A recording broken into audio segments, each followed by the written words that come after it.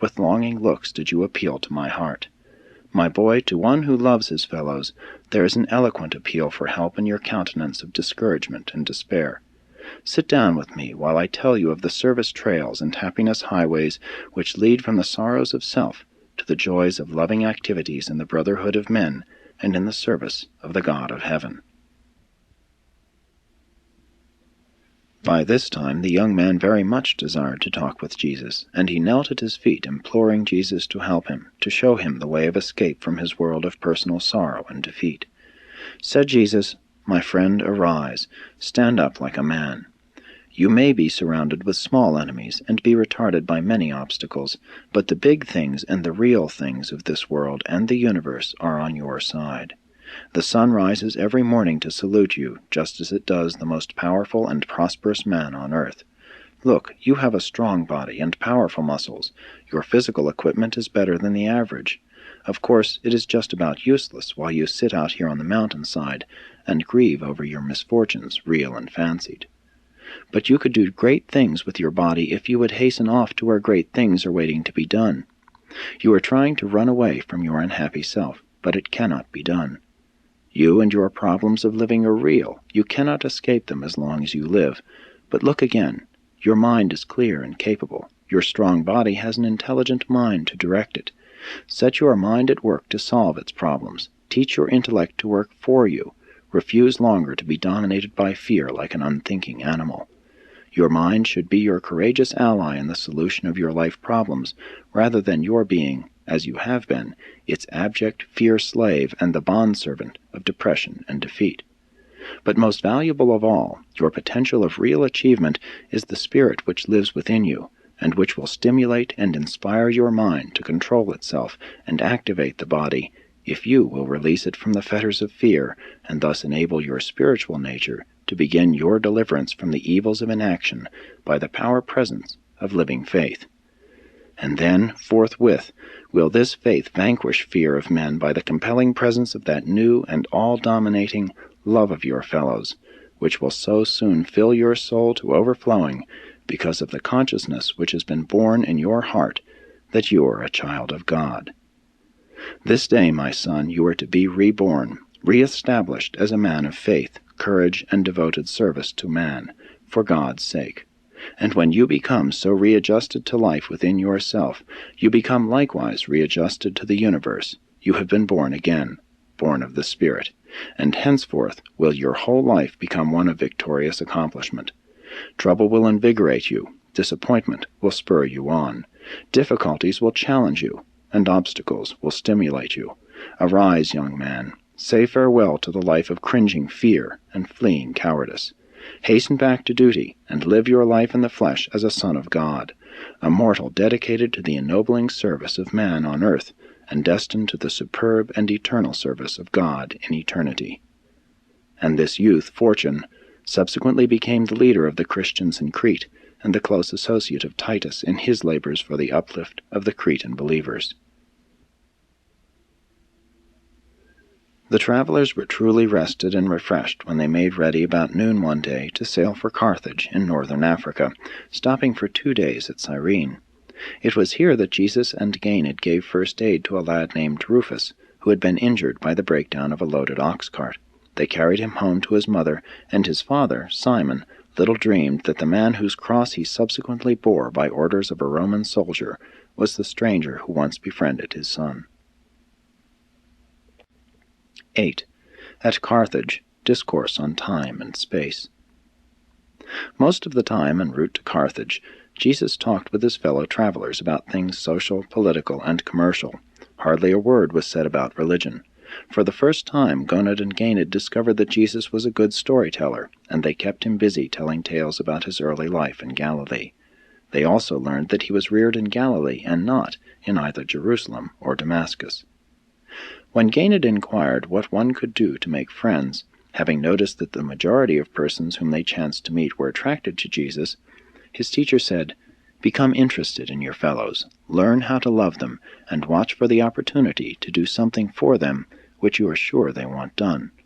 And then he quoted the olden Jewish proverb, "A man who would have friends must show himself friendly."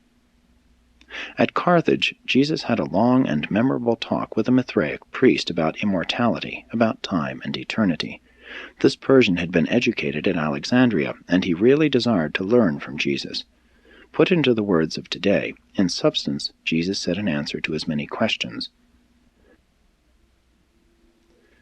"Time is the stream of flowing temporal events perceived by creature consciousness. Time is a name given to the succession arrangement whereby events are recognized and segregated. The universe of space is a time-related phenomenon as it is viewed from any interior position outside of the fixed abode of paradise. The motion of time is only revealed in relation to something which does not move in space as a time phenomenon. In the universe of universes, paradise and its deities transcend both time and space. On the inhabited worlds, human personality, indwelt and oriented by the Paradise Father Spirit, is the only physically related reality which can transcend the material sequence of temporal events. Animals do not sense time as does man, and even to man, because of his sectional and circumscribed view, time appears as a succession of events. But as man ascends, as he progresses inward, the enlarging view of this event procession is such that it is discerned more and more in its wholeness. That which formerly appeared as a succession of events then will be viewed as a whole and perfectly related cycle. In this way will circular simultaneity increasingly displace the one-time consciousness of the linear sequence of events. There are 7 different conceptions of space as it is conditioned by time. Space is measured by time, not time by space. The confusion of the scientist grows out of the failure to recognize the reality of space. Space is not merely an intellectual concept of the variation in relatedness of universe objects. Space is not empty, and the only thing man knows which can even partially transcend space is mind. Mind can function independently of the concept of the space-relatedness of material objects. Space is relatively and comparatively finite to all beings of creature status. The nearer consciousness approaches the awareness of 7 cosmic dimensions, the more does the concept of potential space approach ultimacy. But the space potential is truly ultimate only on the absolute level. It must be apparent that universal reality has an expanding and always relative meaning on the ascending and perfecting levels of the cosmos. Ultimately, surviving mortals achieve identity in a 7-dimensional universe. The time-space concept of a mind of material origin is destined to undergo successive enlargements as the conscious and conceiving personality ascends the levels of the universes. When man attains the mind intervening between the material and the spiritual planes of existence, his ideas of time-space will be enormously expanded, both as to quality of perception and quantity of experience. The enlarging cosmic conceptions of an advancing spirit personality are due to augmentations of both depth of insight and scope of consciousness. And as personality passes on, upward and inward, to the transcendental levels of deity likeness, the time-space concept will increasingly approximate the timeless and spaceless concepts of the absolutes. Relatively, and in accordance with transcendental attainment, these concepts of the absolute level are to be envisioned by the children of ultimate destiny. 8. On the way to Naples and Rome. The first stop on the way to Italy was at the island of Malta. Here Jesus had a long talk with a downhearted and discouraged young man named Claudius. This fellow had contemplated taking his life, but when he had finished talking with the scribe of Damascus, he said, "I will face life like a man. I am through playing the coward. I will go back to my people and begin all over again." Shortly he became an enthusiastic preacher of the Cynics, and still later on he joined hands with Peter in proclaiming Christianity in Rome and Naples, and after the death of Peter he went on to Spain preaching the gospel. But he never knew that the man who inspired him in Malta was the Jesus whom he subsequently proclaimed the world's deliverer. At Syracuse they spent a full week. The notable event of their stop here was the rehabilitation of Ezra, the backslidden Jew, who kept the tavern where Jesus and his companions stopped. Ezra was charmed by Jesus' approach and asked him to help him come back to the